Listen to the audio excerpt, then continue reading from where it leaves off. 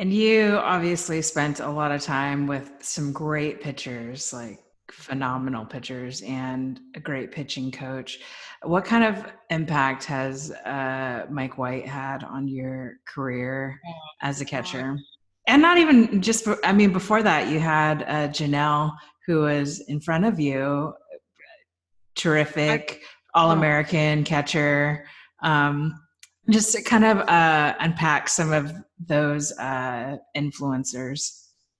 I've been utterly, and I don't know if the proper word is blessed or whatever it would be, but one to have Janelle as she was a junior my freshman year, and her sister Lauren was in my class, so I automatically sort of had, and Lauren and I became really close friends really quickly. So I had a bit of an in to Janelle, both on and off the field, and Janelle was at the time just my greatest role model. She was poised, she was a total badass, she was a baller. She had everything that I felt like I needed to add to my game.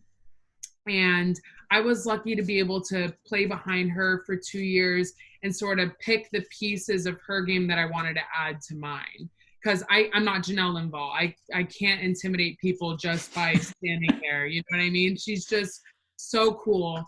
And so being able to pick the pieces that would fit into my game in those first 2 years was definitely influential going into my last 2 years of college, and being able to hopefully pass some of that on to Mary Iacopo, who was the freshman my senior year, who pushed me a lot as well. I would say that Janelle and Mary both in different ways pushed me to be the player I was going to be. And then Coach White, I couldn't speak more highly of a coach. And I just can't imagine having somebody impact me the way that Coach White did. And I know that a lot of people go through their college experience and they have wishy-washy feelings about their head coach, because listen, college ball is hard, and at the end of the day your coach is going to push you to be the best player you can possibly be. But Coach White was everything I could have imagined in a head coach. He pushed me as a batter, as a defender,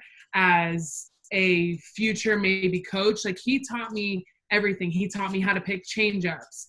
He would sit me down and we'd talk about Game of Thrones when that was, like, super hot and heavy going on. So Coach White, he's impacted every part of my game. And I have a few games on DVR here, and so during this quarantine I've sort of gone through a few of them, and there's this one moment that it literally brought me to tears. Like, I started tearing up, and I guess someone had asked him who the hardest batter to throw BP to was, and he said me, and I was like in hysterics watching this replay.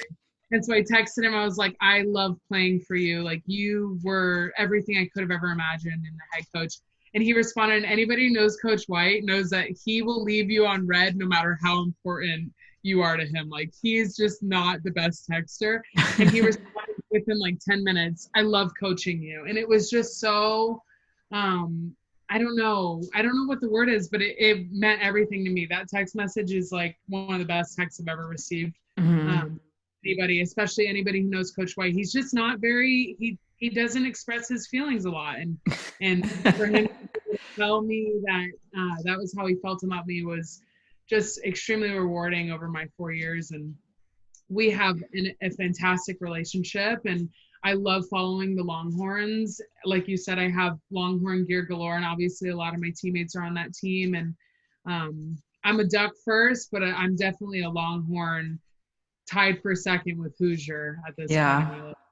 So when are you moving to Austin? Ah, you are probably the fifth person to ask me that. I don't know. It might be in the books one day. Yeah. I might have to move down there at some point. I've heard it's just, I mean, I've visited before, obviously, but uh, Mm-hmm.